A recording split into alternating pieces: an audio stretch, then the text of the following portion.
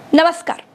एक भाजपा शासित राज्य है मध्य प्रदेश, जहां पर भाजपा का मंत्री विजय शाह कर्नल सोफिया कुरैशी को आतंकवादियों की बहन कहता है। उसकी गिरफ्तारी तक नहीं होती है। कोई माई का लाल एफआईआर कराने वाला तक पैदा नहीं होता है।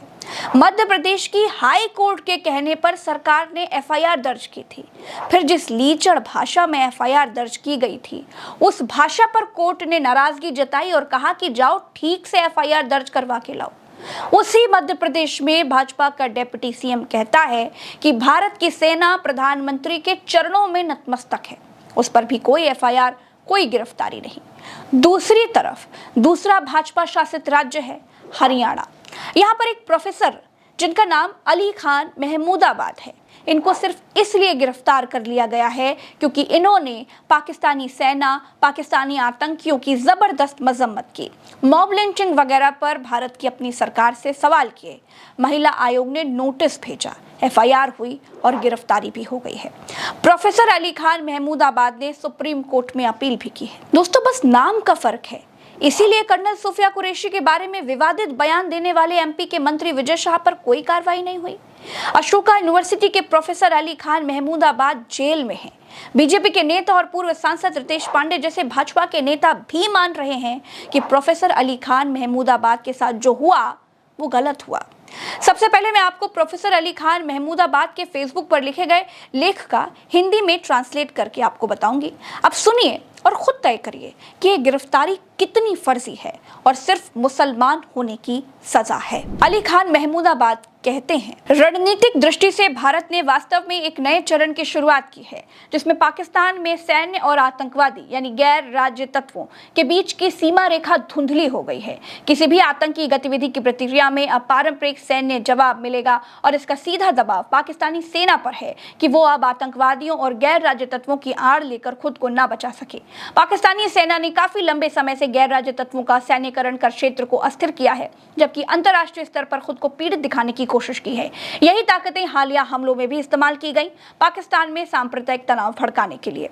ऑपरेशन सिंदूर ने भारत पाक संबंधों की पारंपरिक धारणाओं को पूरी तरह से पलट दिया है, क्योंकि अब आतंकी हमलों की प्रतिक्रिया सीधे सैन्य कार्रवाई से दी जाएगी और आतंकवादी और राज्य प्रायोजित तत्वों में कोई अंतर नहीं किया जाएगा। इस बदलाव के बावजूद भारतीय सशस्त्र बलों ने सावधानी पूर्वक यह ध्यान रखा है कि सैन्य या असैन्य ठिकानों पर हमला न हो, ताकि अनावश्यक टकराव न हो। संदेश स्पष्ट है, अगर आप अपने आतंकवाद की समस्या नहीं सुलझाएंगे तो हम सुलझाएंगे। दोनों पक्षों पर नागरिक जीवन की क्षति दुखद है और यही मुख्य कारण है कि युद्ध से बचना चाहिए।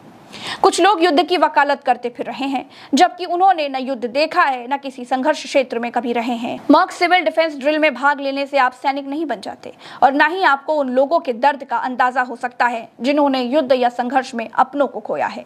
युद्ध क्रूर होता है, इसका सबसे ज्यादा असर गरीबों पर होता है, जबकि इसका लाभ केवल राजनेताओं और रक्षा कंपनियों को मिलता है। इतिहास हमें यही सिखाता है कि युद्ध अपरिहार्य भले हो, लेकिन राजनीतिक संघर्ष कभी सैन्य हल से नहीं सुलझे हैं। मैं इस बात से खुश हूं कि कई दक्षिणपंथी कमेंटेटर कर्नल सोफिया कुरैशी की सराहना कर रहे हैं, पर शायद उन्हें उतनी ही जोर से उन लोगों के लिए भी आवाज उठानी चाहिए जो भीड़ की हिंसा, मनमाने बुलडोजर और बीजेपी की नफरत की राजनीति का शिकार बने हैं। महिला सैनिकों द्वारा अपनी रिपोर्ट पेश करने का दृश्य प्रतीकात्मक रूप से जरूरी था, लेकिन अगर वो धरातल पर हकीकत में तब्दील नहीं होता है तो वो सिर्फ पाखंड है।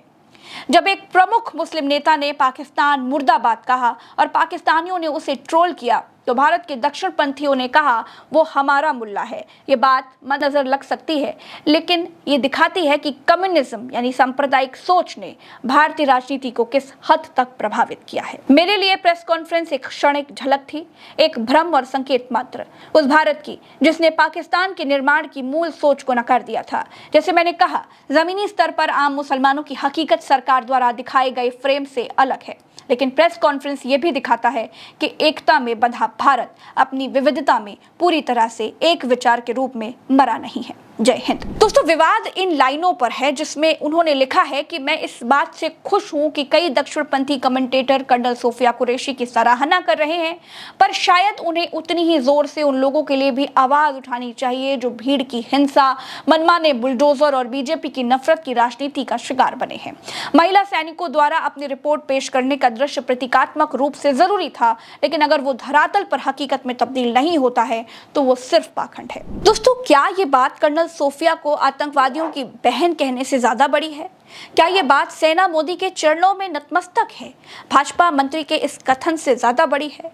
भाजपा के ये दोनों मंत्री और उप मुख्यमंत्री दोनों खुला घूम रहे हैं। क्यों? क्या ये दोनों भाजपाई हैं इसलिए? क्या ये दोनों भारतीय कानून की सीमा से बाहर हैं? क्या भाजपाई मंत्रियों और भाजपा विचारधारा को फॉलो करने वालों को कुछ भी बोलने, कुछ भी बकने, कुछ भी कहने की आजादी है? ये राइट विंग के एक पत्रकार का ट्वीट है। इन पर कोई एफआईआर, कोई गिरफ्तारी नहीं हुई। क्यों? क्या ये प्रो भाजपा पत्रकार हैं इसलिए? दोस्तों, एक तरफ तो ये प्रचारित किया जाता है कि हम एक हैं, दूसरी तरफ मुसलमानों को डराने का खेल चल रहा है। इसके बाद इंडियन एक्सप्रेस ने एक लेख छापा, वो भी अंग्रेजी में है। इंडियन एक्सप्रेस ने लेख में लिखा कि यह गिरफ्तारी पीएम मोदी के एक साझा खतरे के मद्देनजर सबको साथ खड़े होने के संदेश के एकदम खिलाफ है। अली मोहम्मद खान अशोका यूनिवर्सिटी में पॉलिटिकल साइंस के एचओडी हैं। वे समाजवादी पार्टी के प्रवक्ता भी हैं। इन सबको भूल जाइए, आप सिर्फ इस मुद्दे पर आइए कि उनकी गिरफ्तारी किस मुद्दे पर की गई है। उन्होंने कर्नल सोफिया कुरैशी और विंग कमांडर व्योमिका सिंह की प्रेस कॉन्फ्रेंस के मुद्दे पर लिखा था। उन्होंने लिखा था कि इन दोनों महिला सैनिकों की प्रेस कॉन्फ्रेंस एक महत्वपूर्ण प्रतीक है, पर साथ ही इस बात पर भी चिंता जताई थी कि यह प्रतीक एक पाखंड साबित होगा अगर हम इसे जमीनी सच्चाइयों में नहीं तब्दील करेंगे। उन्होंने मॉब लिंचिंग और निरंकुश बुलडोजर संस्कृति के खिलाफ आवाज उठाई थी। बीजेपी की घृणा वाली राजनीति पर प्रश्न खड़े किए थे। आप उन प्रश्नों से सहमत हो सकते हैं, आप असहमत हो सकते हैं, आप उन्हें खारिज कर सकते हैं। आपके खेमे में एक से बढ़कर एक एकोमोडेशन है, आप उन्हें आगे करके इसका उत्तर दे सकते हैं। पर गिरफ्तारी क्यों? गिरफ्तारी कैसे? आपके हाथ में पावर आ गया है तो आप निरंकुश हो जाएंगे। इसलिए अब यह भी सोचिए कि अली मोहम्मद खान के खिलाफ केस किसने दर्ज कराया है। ये बीजेपी की यूथ विंग है जिसके दर्ज कराए गए मामले पर उनकी गिरफ्तारी कर दी गई है। अगर आपको इतना ही गिरफ्तारी का शौक है तो मध्य प्रदेश के उस मंत्री विजय शाह को अब तक क्यों गिरफ्तार नहीं किया गया जिसने कर्नल सोफिया कुरैशी को आतंकवादियों की बहन कहा था, जिसकी खुद हाई कोर्ट ने निंदा की थी? उसे कौन बचा रहा है? बीजेपी को पूर्व प्रधानमंत्री अटल बिहारी वाजपेयी से सीखना चाहिए। वाजपेयी जी ने कहा था, सरकारें आएंगी जाएंगी, पार्टियां बनेंगी बिगड़ेंगी, मगर ये देश रहना चाहिए। कम से कम देश की खातिर ऐसी कट्टरता और विवेक शून्यता से बचिए। दोस्तों, प्रोफेसर अली खान को एक पोस्ट के आधार पर 12 मई को नोटिस जारी किया गया और 14 मई को पेश होने के लिए कहा गया। 18 मई को हरियाणा पुलिस ने उन्हें दिल्ली से गिरफ्तार कर लिया। उनके खिलाफ भारतीय न्याय संहिता यानी बीएनएस की धाराओं के तहत सांप्रदायिक सौहार्द बिगाड़ने, विद्रोह भड़काने और धार्मिक भावनाओं का अपमान करने जैसे आरोपों में 2 मुकदमे दर्ज किए। प्रोफेसर महमूदाबाद ने सफाई दी कि उनकी टिप्पणी को गलत समझा गया। उनका उद्देश्य नागरिकों और सैनिकों की सुरक्षा पर ध्यान देना था, न कि महिलाओं या फिर सेना के खिलाफ कुछ कहना। उन्होंने कहा कि उनकी पोस्ट में कोई महिला विरोध जैसी बात नहीं थी और आयोग ने उनके बयान को गलत संदर्भ में लिया। दोस्तों, क्या हमारा देश दक्षिण कोरिया बनने जा रहा है? क्या भारत में भी सुप्रीम लीडर और उनकी पार्टी से सवाल करना अपराध माना जाने लगेगा? सवाल लोकतंत्र की सबसे बड़ी खूबसूरती है और इस खूबसूरती से भाजपा को सबसे ज्यादा डर लगता है। भारत के नेता एफआईआर करा रहे हैं, भाजपा का महिला आयोग संज्ञान ले रहा है, भाजपा की पुलिस गिरफ्तारी कर रही है, भाजपा की देश में सरकार है, भाजपा की मध्य प्रदेश में सरकार है, भाजपा के मंत्री और उप मुख्यमंत्री भारतीय सेना का अपमान करते हैं। उन पर कोई कार्रवाई क्यों नहीं है? वहां महिला आयोग की आंखें फूट जाती हैं क्या?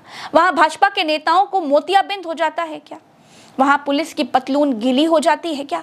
देश में मुसलमान होना गुनाह है क्या? क्या देश में मुसलमान कुछ लिख या बोल नहीं सकता क्या? नमस्कार।